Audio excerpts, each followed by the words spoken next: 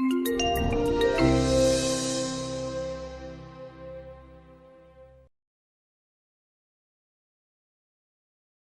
go ahead and get started with our future conversation about virtual public involvement and institutionalizing virtual public involvement.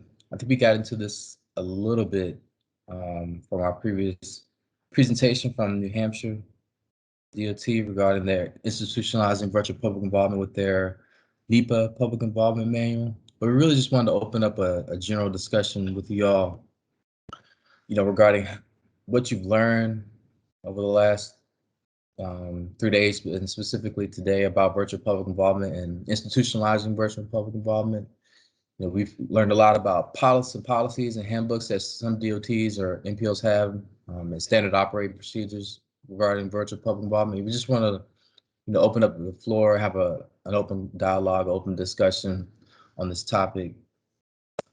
Before I forget, I know we want to provide you all with a couple reminders up here at the start of the session, but we have a final evaluation poll that'll be coming out. We're just going to ask that you all please complete the poll, and that helps us. We talked a lot about the feedback loop, so understanding any comments or questions or concerns you all may have from our exchange over the last 4 days will help us, improve as we continue to move forward with the virtual public involvement discussion.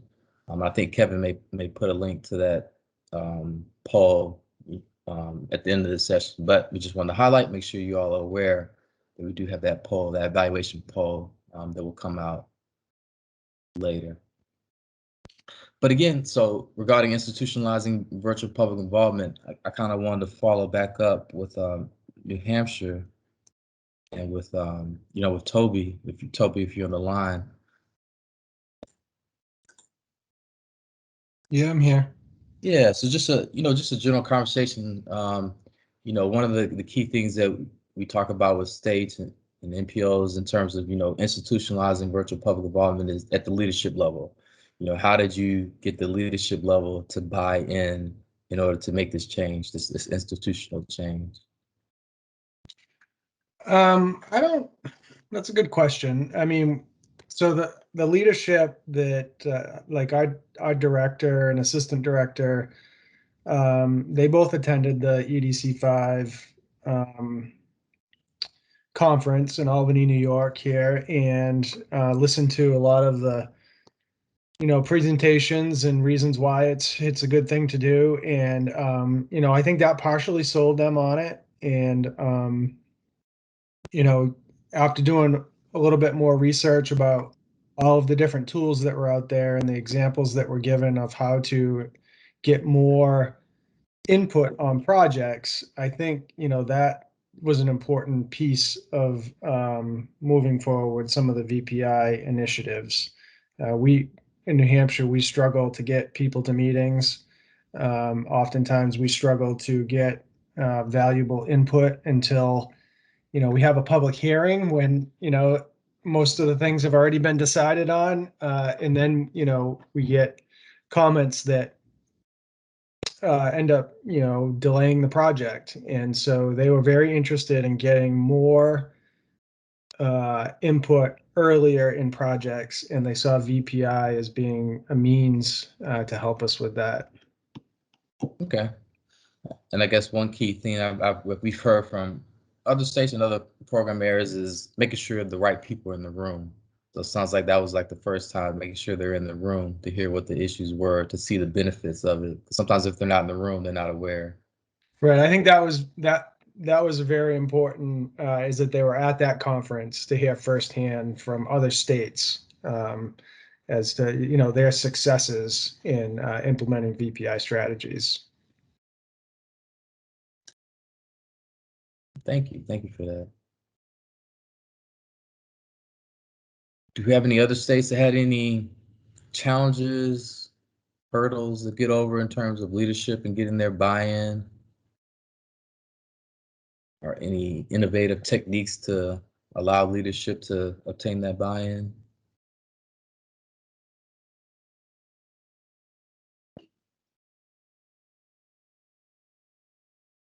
Matt, this is Scott from Hey, Maine. Scott.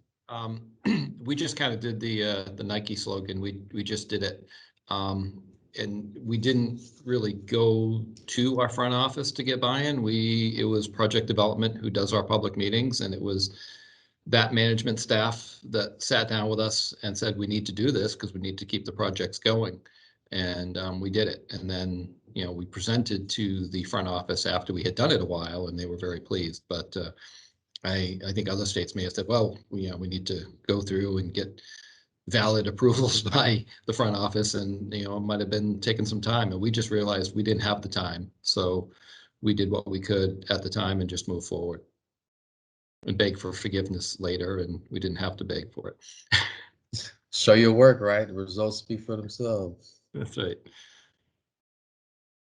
Lana, did you have something addition? Yeah, I think I wanted to expand on the question a little bit.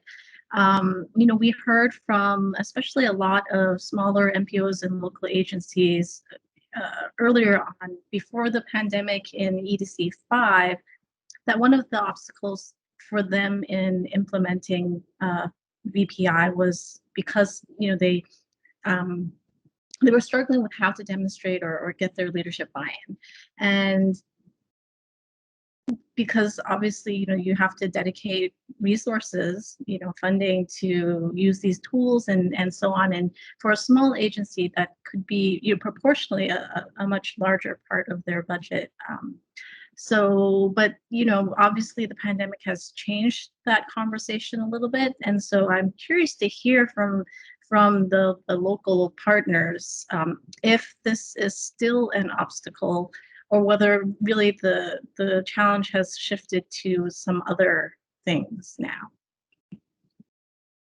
Maybe even if we could just see a virtual raise of hands, whether you feel for your particular agency or organization that leadership buy-in still kind of remains a little bit of an obstacle, or if you want to raise your hand for that. Okay, so I see Nancy's raised her hand there, and James,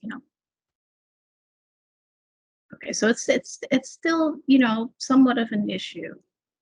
Yeah, and that's really what we wanted to kind of accomplish today, is just kind of like outline what some of the challenges are, and then if you are a state or MPO who's been able to benefit or resolve those challenges, we, as obvious, as Lana posed the question, we have a few others who still have those challenges. So if you all like provide some feedback and how they can obtain that leadership buy-in, that would help. That would help facilitate the conversation.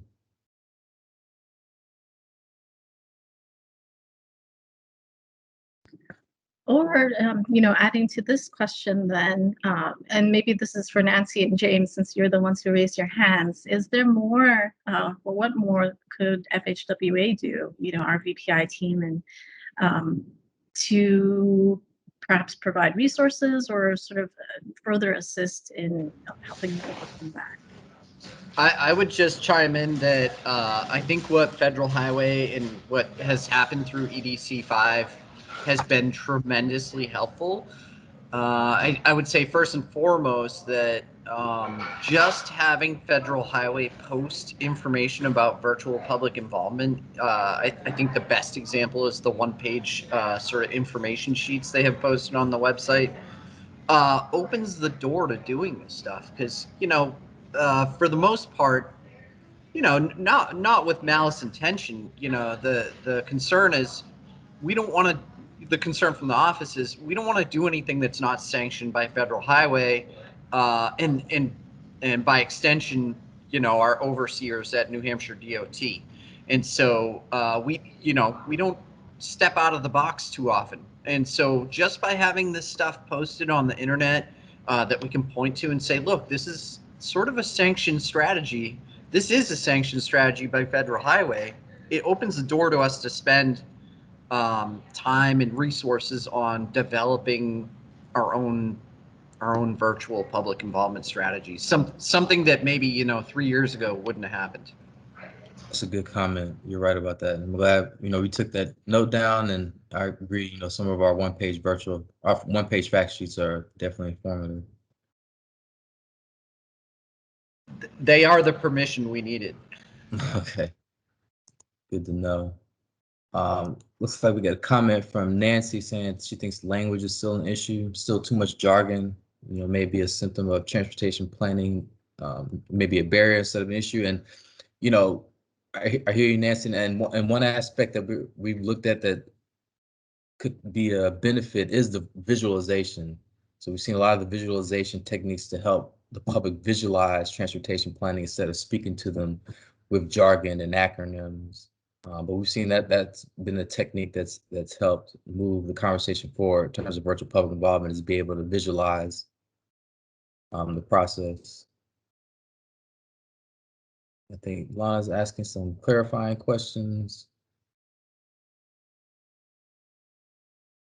But anyone else on this leadership aspect of, how do you get how to get leadership buy-in, or if you have any challenges with your leadership buy-in? I think we've heard, two different techniques. One is just do it. Just, go ahead and out there, show your worth, show your work, do the results, and then present it to leadership. And the other one is, just making sure leadership is in the right meeting, making sure they're in the meeting to be able to hear the benefits of virtual public involvement of these techniques.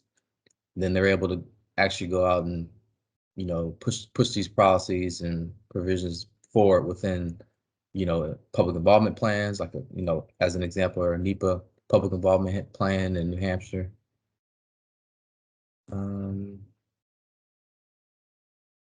So I did want to say, and thank you so much, James, for your comments. It's good to know that we have been effective to a certain extent in our intent to provide the resources to help. And I know that she's been very low key, but I think Julie Zerlin, who's been participating in today's session and last Tuesday's session, who's our EDC coordinator for the EDC program at large, probably is heartened by your comments as well. So, Thank you. Yep. It's the type of feedback we're looking for.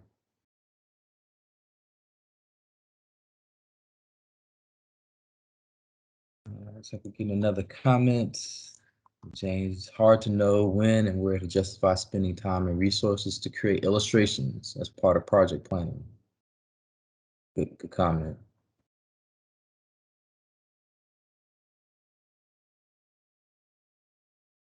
Do we have, and I know we did talk about visualizations a little bit last time, but do any of our participants have personal experiences or some advice? What's your approach to making that decision?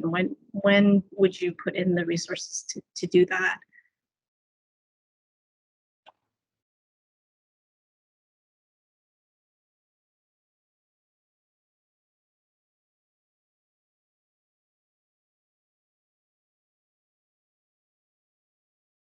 Controversial projects.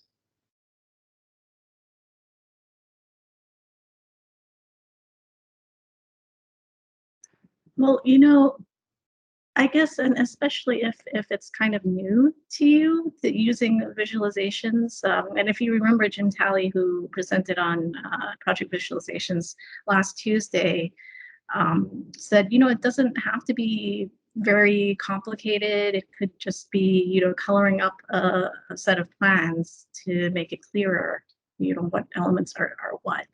But I would also suggest maybe, pick a smaller project, pick something that's simple and easy to convey and practice that. So I think, there are different ways you can approach that. Yep, and yeah, I see we got a comment about MPO long range plans. So yeah, we've definitely seen good visualization techniques within planning documents, not necessarily specific projects. But that technique can work wonders in terms of educating the public about the transportation planning process.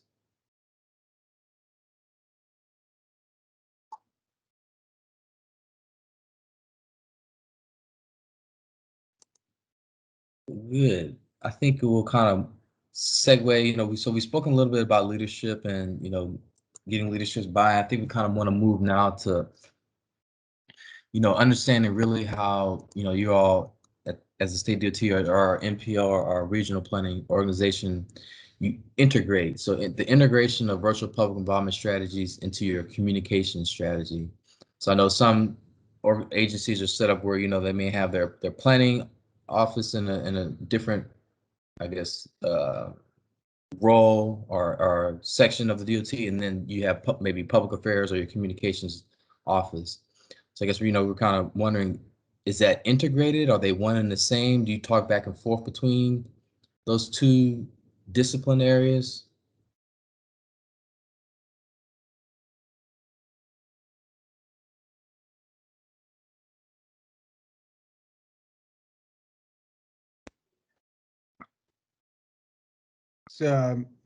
Mac, for New Hampshire, it's you know, like I said before, and I can't say it enough, is that, you know, we're pretty small. We have you know, we're centralized. You know, all of our DOT is in one office in Concord, and you know, we have basically one PIO officer, public information officer. We have a planning section, planning bureau, that does some of our long range planning and outreach with the regional planning commissions.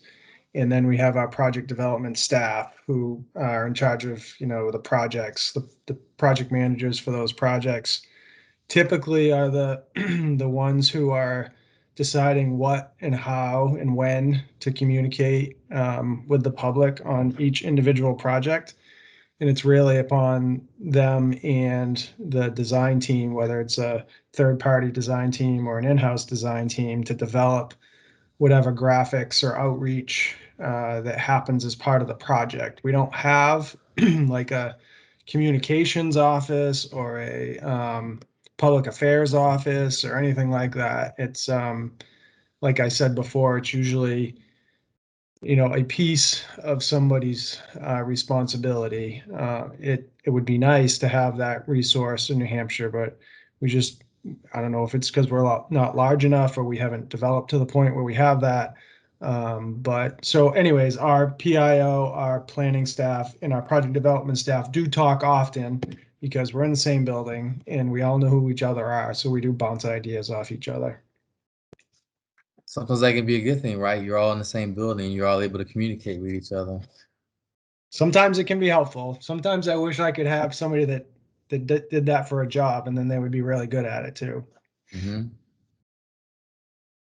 Anyone else? How you all coordinate amongst offices or amongst disciplines? If you all are split between communications and planning or I see communication? Andrea's hand is raised.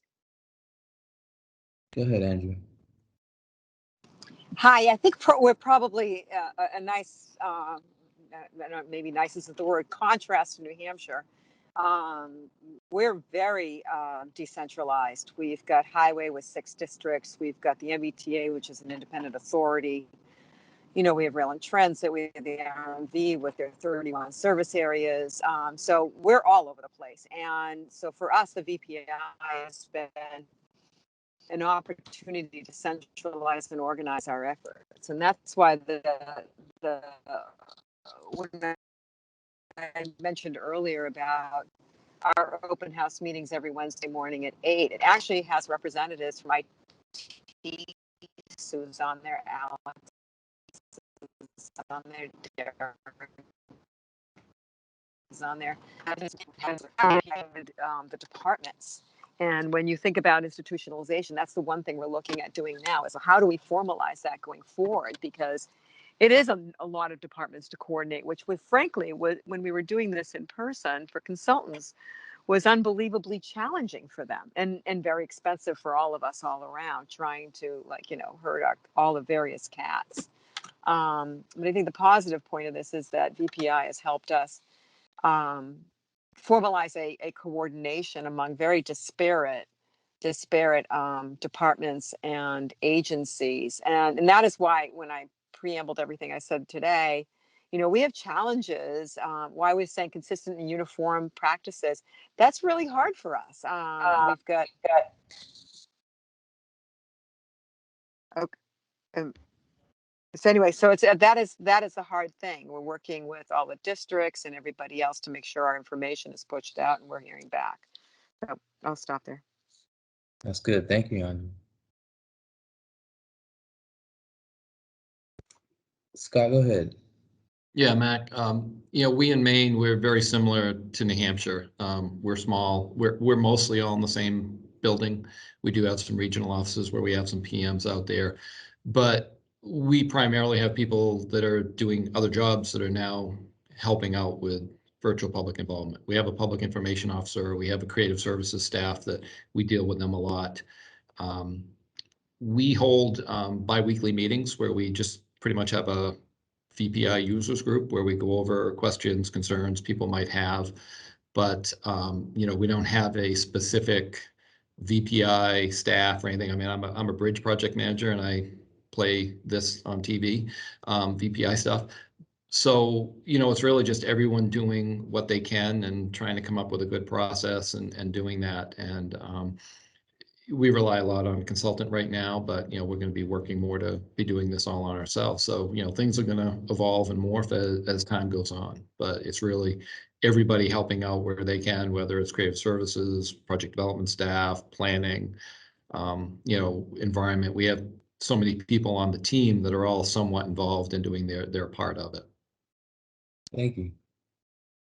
I guess we're kind of hearing two ways of doing it. Sometimes we may have a smaller state. You have, like you said, you may have one person, right? You may have a public information officer, and that is one person, but it's still able to work as a team. And then we've heard another approach where we have, maybe a larger, more decentralized DOT, where it takes a little bit more effort to get everyone in the same room and on the same page. But as you can see, both methods still effective. And I think we've got some comments in here. Kevin made a few comments about NPOs and developing more conceptual drawings in their long-range plans to be able to visualize and show land use and, the future transportation and what they're envisioning for the NPOs.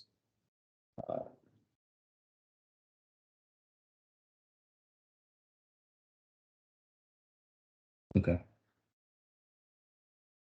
So any NPOs or rural planning organizations or any of our COGs within a similar situation where you having to communicate internally within different offices, or is everything more centralized within one of your teams?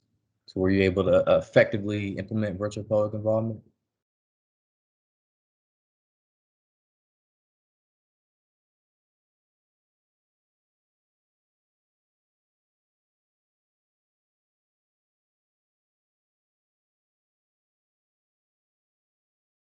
No, maybe. It's like Kevin's adding some more comments about Chicago Metropolitan Agency for what they've done with visualization and their most recent long-range plan.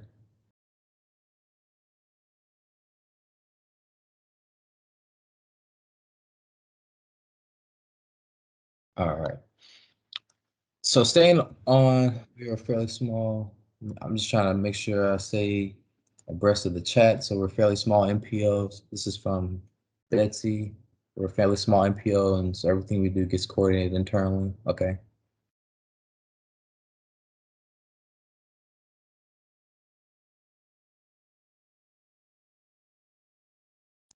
Some more comments. Okay.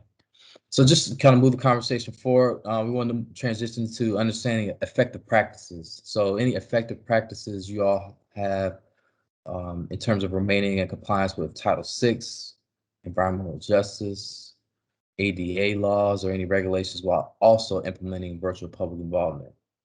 So we've touched on this briefly, especially with our day 2 presentation, but I guess we kind of want to tease this out a little bit to see if there are any other effective practices that you all have in terms of complying with, some of our laws, Title VI, Environmental Justice, American Disabilities Act, while also implementing virtual public involvement. Like, are there standard operating procedures written into your public involvement plans around these specific topics, or how do you all continue to remain in compliance while also implementing virtual public involvement? Is there a dedicated staff person to make sure that, you know, as we implement virtual public involvement, they're following up on Title VI, that they're following up on ADA or environmental justice?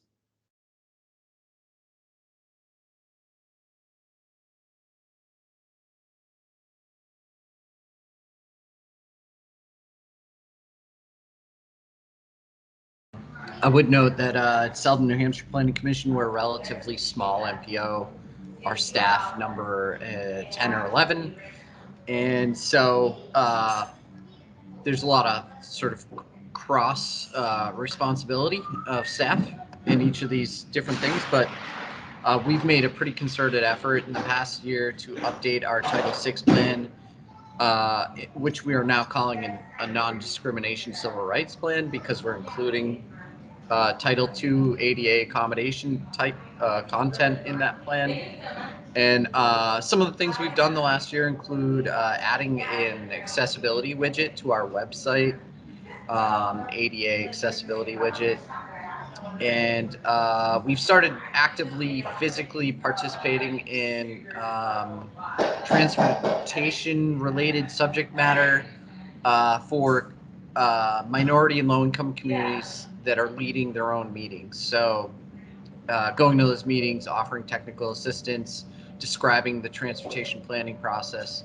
Those are sometimes online, sometimes in person. So I don't know how much that overlaps with virtual public involvement, but I can anticipate a point in the future where the RPC could have an active role in facilitating virtual public involvement in partnership with some of these minority low-income led community action efforts.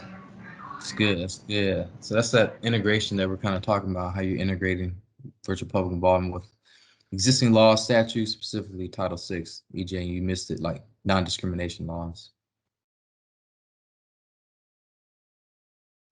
So Nancy, I think maybe you got gleaned a little bit from James in terms of you know, you're about to update your Title VI plans, so we'd love to hear different concepts. That our transportation planning department is held to a much higher standard.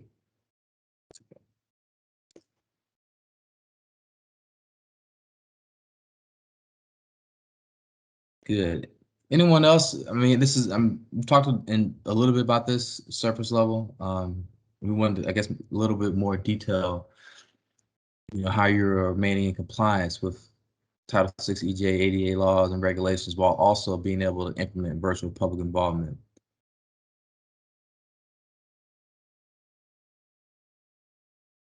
Small MPO in Vermont, also updating their public involvement plan, public participation plan to better integrate Title VI and virtual public involvement. Thank you for that.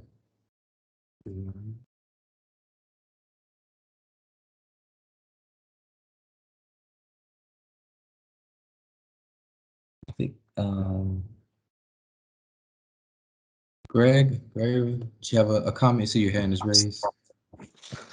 Yes, hi, this is Greg Sapczynski with MassDOT. Just wanted to add one thing quickly here that I think one of the ways that we've been able to, you know, keep Title VI and ADA and other non-discrimination requirements kind of at the forefront, even pre-pandemic and, you know, pre-VPI, but also into the VPI world, has been, you know, having subject matter experts on staff that are, you know, kind of our technical leads, our go-to experts whenever there's questions that come up, whether it's a technology question related to, you know, IT accessibility, or, you know, a policy related or legal related question related to, you know, compliance requirements and strategies and public engagement, things like that.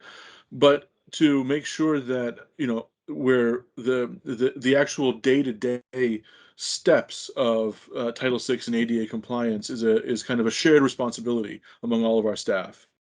You know, when we're working with PMs so that they understand what public engagement and public outreach looks like from a Title VI and ADA perspective, they're then trained to be able to you know, make sure that you know, informational materials, notices that are going out about meetings, about projects, all include information about requesting accommodations, requesting language services, making materials available in multiple formats, multiple languages, depending on the local demographics and all of that, even to the point where, if they're receiving a request for some kind of assistance for a public meeting, for instance, some kind of accommodation for a public meeting, they're able to handle the request right then and there. They're able to process it. They know exactly what the process is to, file a request with, either a third-party vendor or some kind of, public partner of ours that might be providing accessibility services.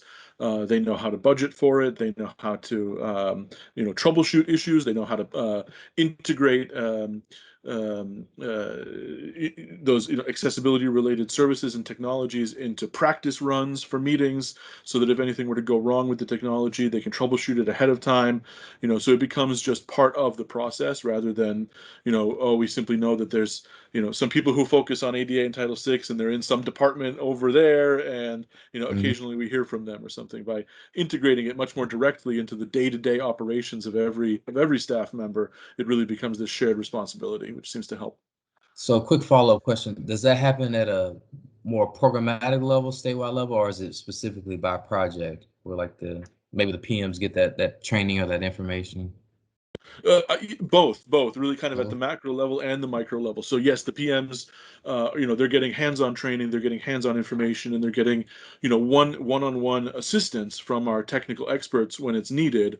But then, at a broader level, we're making sure that, staff that are doing, kind of bigger picture things like just general project scoring and prioritization and long-range planning, they're all keeping these non-discrimination and equity objectives in mind. So, when they're even looking at things like, distribution of federal funding, which projects are going to get prioritized in any given fiscal year, they're trained to look at, which populations are benefiting from these investments, where are these investments going in terms of demographics, are we meeting the needs of all of the people that we know we serve?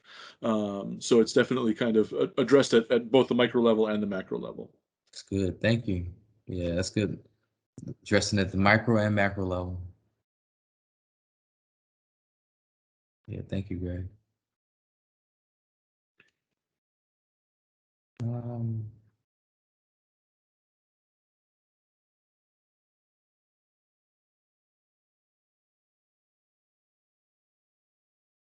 So we're getting some good comments in our comment box, just trying to track them and follow them, see if we can expand on it in the conversation. But I think we've heard some good, examples of how, DOTs, MPOs are able to implement effective practices in order to remain in compliance with Title VI in light of making sure that we, institutionalize virtual public involvement. I think we had a comment that said that one of our MPOs are updating their public involvement. Yeah. In New Hampshire, Lakes region, updating their public involvement plan to include virtual public involvement. And then also a small MPO in Vermont, updating their public participation plan to better integrate Title VI and virtual public involvement. And just before we leave this topic, do we have any other MPOs or DOTs or MPOs or RPOs who have language written within their public involvement plans or public participation plans that speak to, some of these non-discrimination laws like Title VI or EJ, ADA? Has it been written into your public participation plan? Do your public participation plans reference your Title VI plans?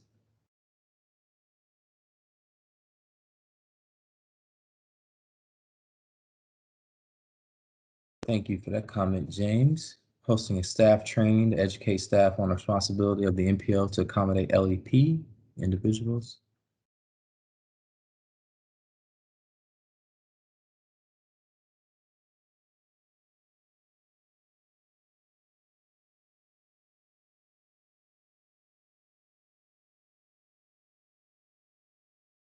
All right, I think we have enough on this topic. Kevin, was there something additional that you wanted to kind of share?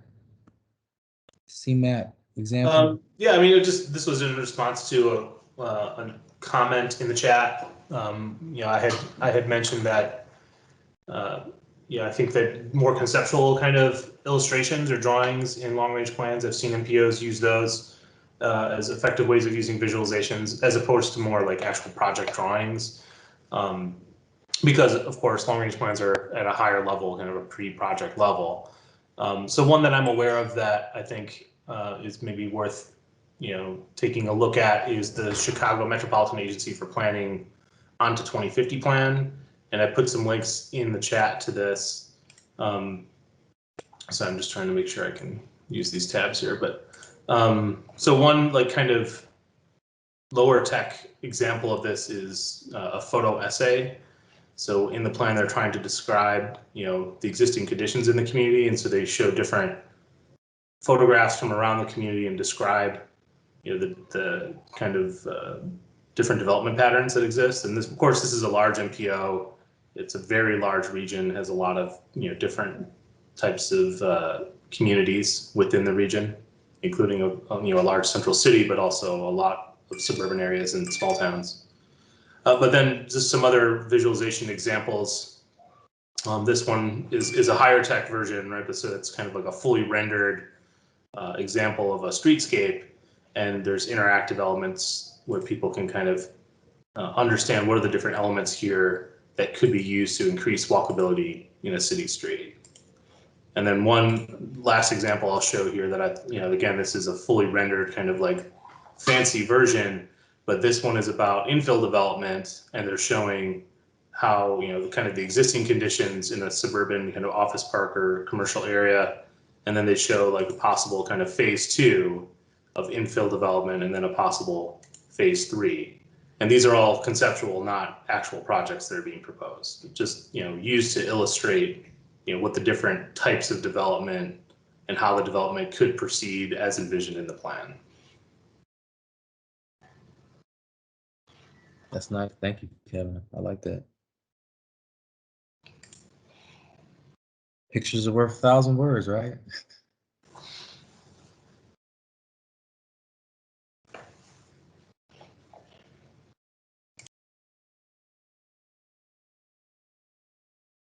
Yeah, and Lana has a good comment. If anyone participating here today on the phone is able to share your agency's involvement with public involvement plans with that link to, incorporating language about equity, Title VI, non-discrimination laws. I think that's really what would help other agencies. It's like we're really,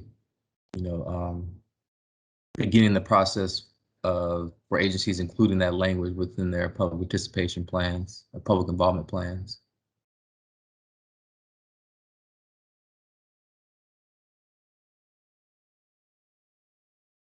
Looks like we're getting some links in the chat box.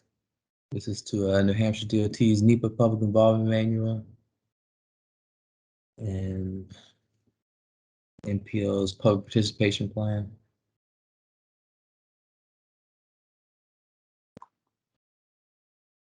Connie, I guess I'm wanting to you say you do have a section on equity, inclusion, and accessibility. Okay, good.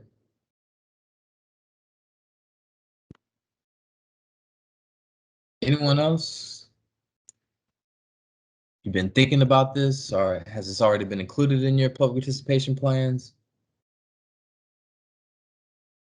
The integration of virtual public involvement and our non-discrimination laws, Title VI, ADA, environmental justice.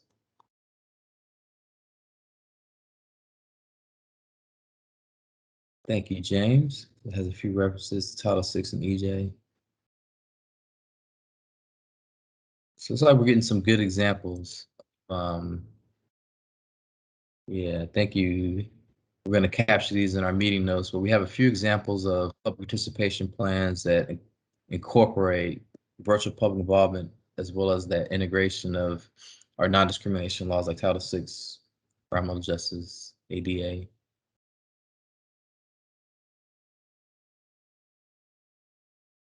Thank you all for sharing.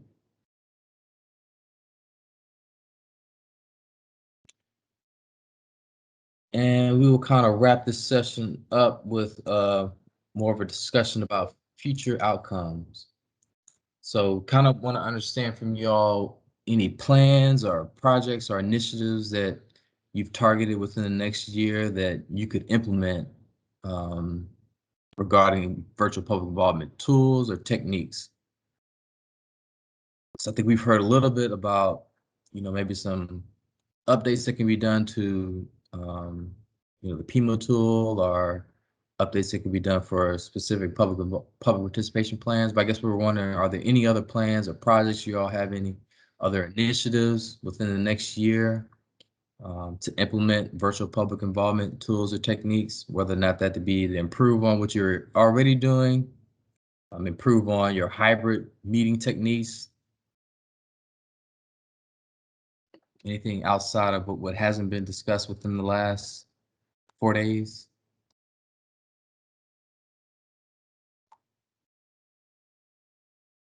Like Mass DOT as a Title VI public participation plan is being updated.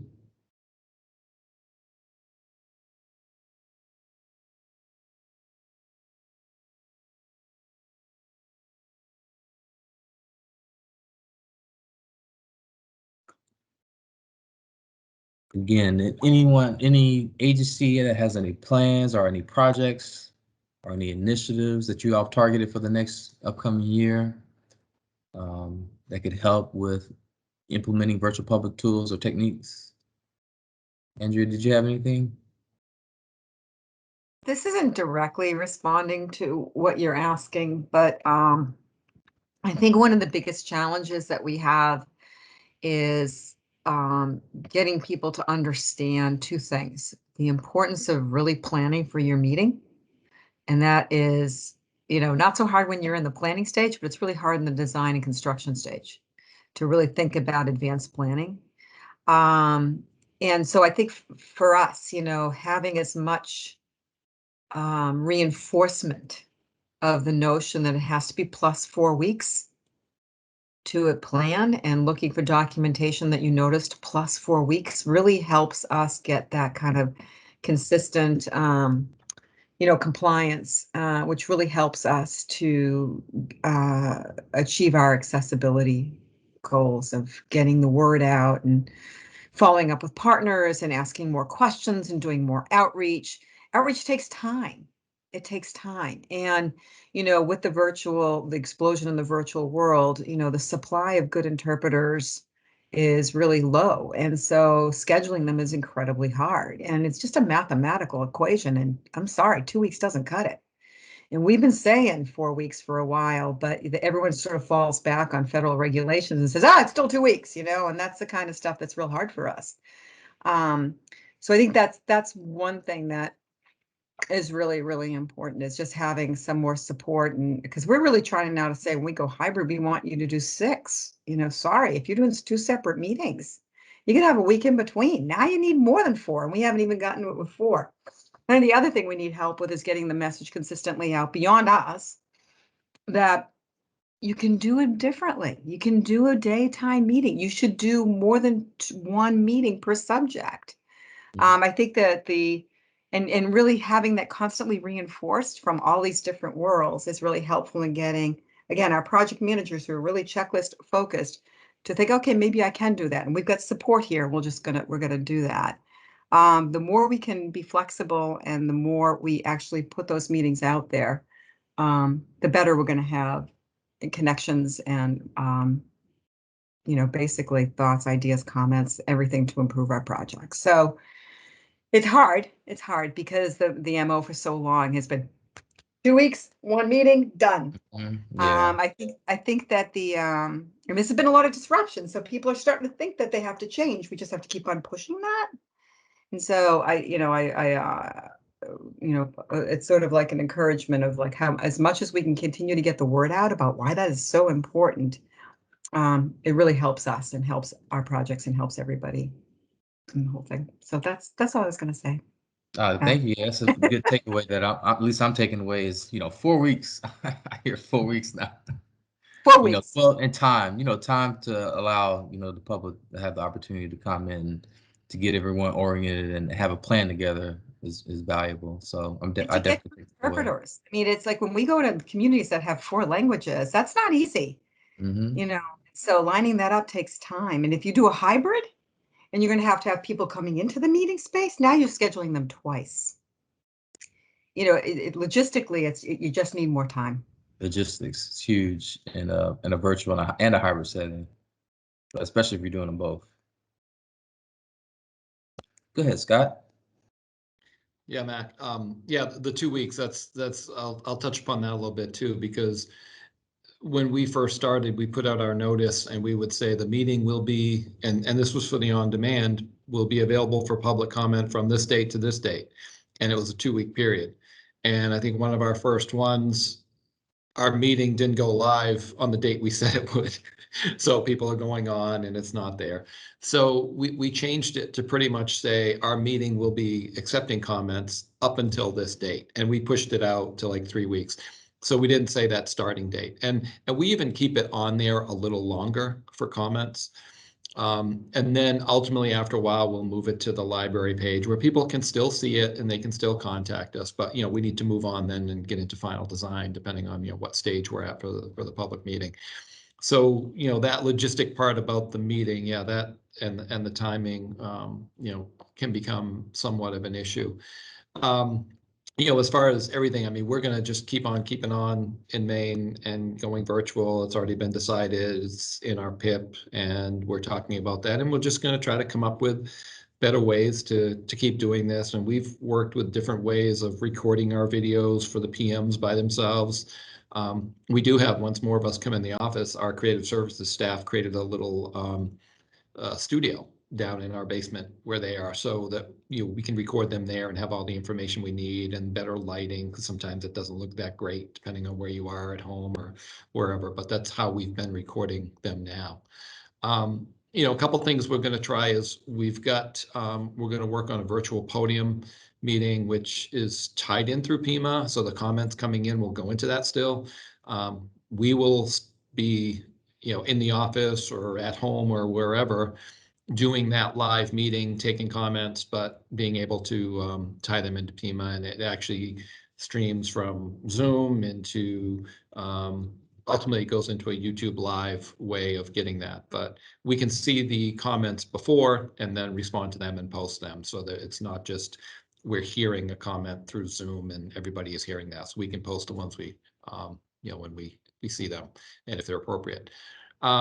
We've done a few things too that we never would have done in the non-virtual world. Is we've done a couple where we've had a virtual public meeting for a construction project. One was one that had a bridge where it was the only way into a peninsula and a lot of concerns about pedestrian and bike access. So during construction, we kept that open and to get comments from people about how it was happening. We're also doing it for the project I talked about where we're going to close the interstate. So we're keeping people informed through that, where normally it would have been maybe we put out a press release, but wouldn't really have taken in comments. So we find it's easy to just keep a project up, you know, during that construction phase too, and it's there. So all that information is there for people to see. So those are the kind of things that are added.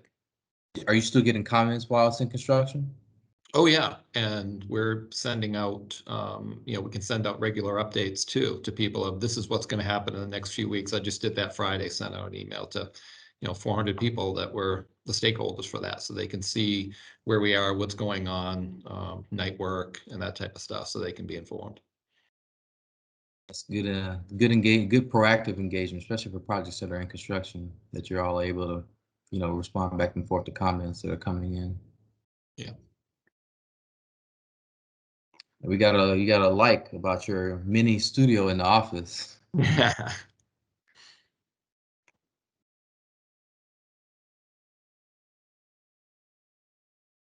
And kind of the expand again on this topic. Are there any other, and Lana, you can correct me if I'm wrong. I'm sorry, we got a hand up, Lucy. I had a question for those who've used like surveys as part of any component of the virtual public involvement. How long have you had your survey out there? Have you been at 2 weeks, 2 months? I'm just curious what time frame you've utilized to get public input. I know that would vary depending on the type of project or what you're trying to do, but I was just curious if there has been some standard out there.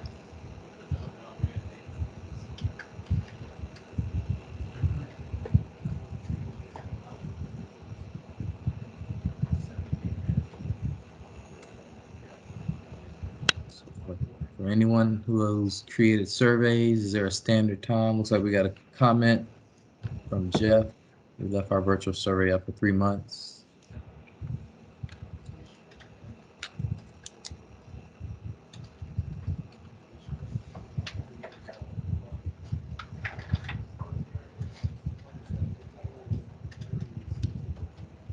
Does anyone have this documented in their public involvement or public participation plans about surveys and time to comment?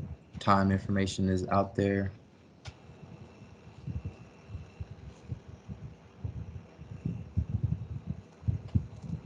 See Nancy saying we tend to leave them up for a good amount of time and do promotions on social media, constant contact. Catherine saying she gets the word out about the surveys coming a few weeks ahead, and the survey is out for 2 to 3 weeks, but always plan on extending another week, a few days before the original deadline. Looks like we're getting 4 weeks. We got another 3 months or so, so it looks like it's varying.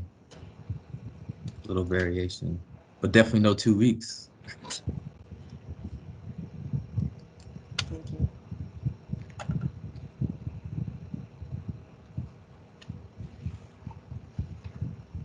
Good.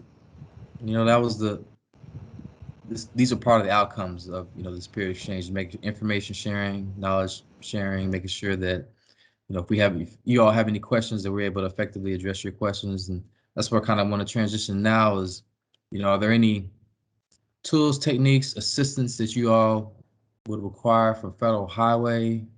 Questions you have on Federal Highway on this virtual public involvement topic? I think we've heard a little bit. James kind of alluded that those fact sheets were good in conveying information for you know, decision makers and making sure that they're able to see a quick snapshot of what virtual public involvement is and how we can make decisions based on virtual public involvement. But is there anything else that you all need assistance with beyond some of the comments that we've heard today and over the past 4 days? And I'll just read this comment. Listen, Captain, when you look at survey responses, there's a clear bump in responses every time we get a new email sent. Post goes on social media, so we need to keep the message going out. Otherwise, the time doesn't really help. So it's like we're hearing about constant communication.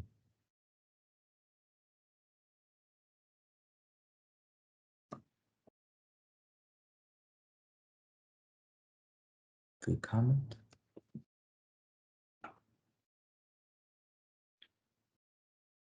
Clear message from Federal Highway on the value and necessity of using VPI would be super helpful.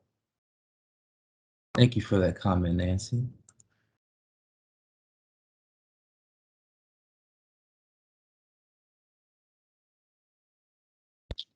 Any other feedback? So this is what helps, you know, Federal Highway, and then in turn helps DOTs, NPOs, other states and localities, is how we can make the program more effective, how we can make virtual public involvement more effective, how we can implement more effective, whether or not that be through the plans, programs, or specific projects.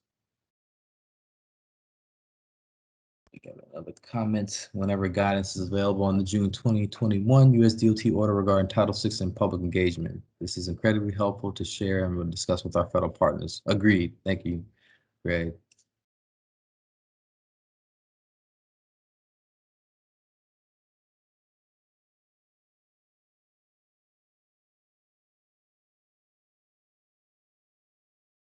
Anything else? Comments, questions, concerns, kudos?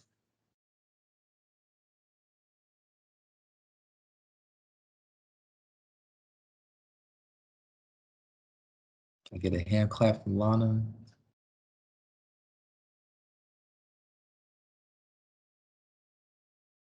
And Kevin has just included the link to the evaluation poll, so you all can click and fill out, please. Again, this is part of the feedback that helps us to develop better workshops, better peer exchanges, and specifically for this program, implement a better virtual public involvement program.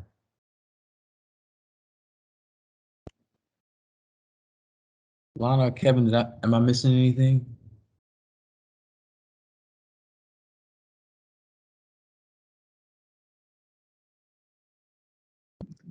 No, I think we're good. I think we could start rolling into the wrap up, sort of summarizing this peer exchange and reminding you about the resources that the FHWA VPI team has available for you, and sort of logistics and next steps for after the peer exchange. So go ahead, Mac. Sure.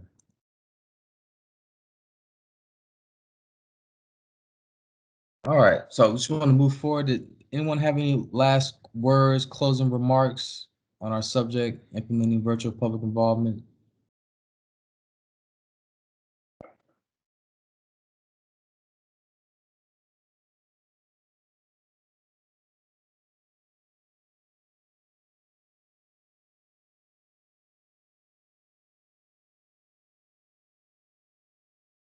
Getting some awesome jobs, and thank you all to all of our presenters too today. Well, over the past 4 days, thank you all very much for your engagement. We've had a good amount of engagement, good participation here today, and I've been made more aware. Hopefully we all have imparted more knowledge to you all on this subject, and thank you again for your time and energy today. So I guess this is the point where we can ask you, and we've asked you after each individual day of the peer exchange, but now that we're here at the end of the last day, what has been your key takeaway?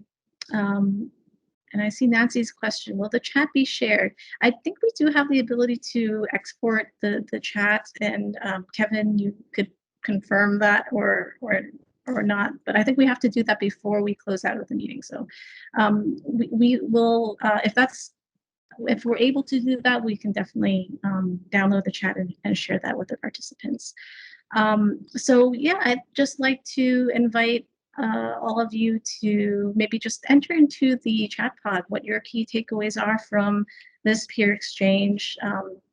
And while you're doing that, I wanted to echo Mac in thanking all of our presenters from the states, as well as from the MPOs and COGS who did those great presentations on our second day, and also for all of your participation, whether you were fiercely typing away in the chat pod or turned on your camera to say hi. It really made the whole experience so enjoyable. And I think, at least for me, and I hope that you feel this way too, that there was so much valuable information shared. And hopefully if there were things that we didn't discuss specifically in the discussions, that you saw somebody in the chat pod that you feel like you could follow up with to get some more information. Because as Max said, that's one of the desired goals of having a peer exchange with this type, is to help you make those connections and see what else is out there. So with that in mind, I wanted to again remind you of the Federal Highway Administration VPI website.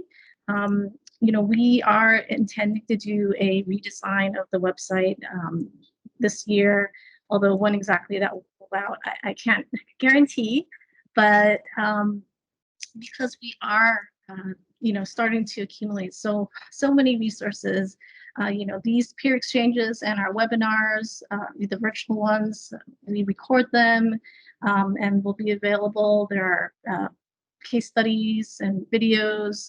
In fact, we, I think last week, just rolled out a new video case study series, VPI Conversations, with the first 4 videos in the series.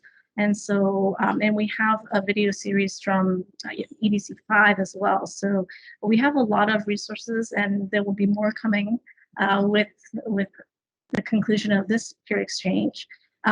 In terms of logistics, and I think I mentioned this earlier, so you all have been great and shared a lot of resources and links and so on with us, and we did want to make sure to capture that, not just in the video recording, of course, but Volpe will be assisting us in preparing a summary report And those various links and so on will be provided in the summary report. Any presentations, and if you recall from the interactive exercise we did with Zach Whitney at Utah DOT for the DIY videos. So those worksheets that you completed in your groups, we are still collecting those. So if you were the scribe for your group and you haven't sent that in yet to myself or to Jacob Korn, please do so that we can share that back out with all the participants. So all those materials that have been shared, we will get that sent back out to you so that you have that sort of in one location that you can refer to. And then, of course, it does take a little while for us to get approval through our internal process to add things onto our website, but the intent is eventually all these things will be linked to from the VPI webpage as well. So if you know anybody who you think would benefit from some of this information and who wasn't able to attend any of the days or the peer exchange at all, please feel free to share that information with them as well. We definitely appreciate your help in getting the word out and getting more people engaged. Mm-hmm. So with that, I'm going to scroll up through the chat and see what folks have as their key takeaways. Let's see. So Connie said, just do it. So that definitely has come through. It doesn't have to be perfect, or it doesn't have to be costly, high quality professional productions to make an impact. And I think that's absolutely true. We had a lot of demonstrations and examples of that. So Jeff McCullough, he thinks that they have a lot of work to do, but that there have been many great examples here, and I agree. And so it's great. It sounds like, Jeff, you think you have the tools to get the work done. Excellent. Nancy has shared that she thinks it's really nice to talk with people from neighboring states with similar challenges, barriers, demographics, and experiences. So yes, it's a huge lift, but maybe we can do it more often. And I think that's a great thought. Maybe, we organized this because there were a group of New England states that were interested in participating. And, since you are geographically close to one another, whether in the future it's a virtual or hybrid or in person, maybe it's something that you can do somewhat regularly. Mm-hmm. Okay.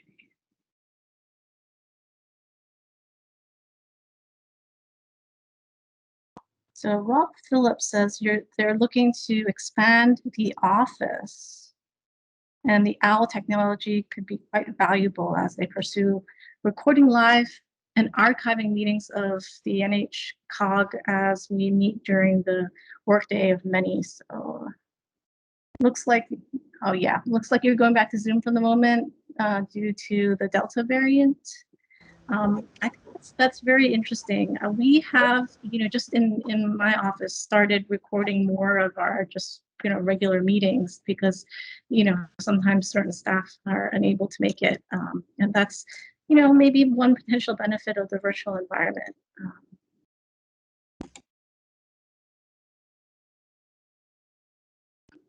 So those were all the comments and takeaways from people in the chat pod. I, wanted to offer up to anybody who wants to unmute and say something to please go ahead and do that.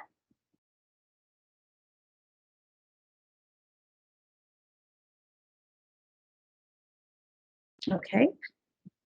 So, well, again, thank you, everyone. It's it's been a really great several weeks as we've worked together to carry this off, and so I wish you a great afternoon and the rest of the week, and hopefully we'll talk again sometime soon. Always feel free to reach out to any of us, to Mac or myself or Kevin or Jacob. We'll look forward to hearing from you.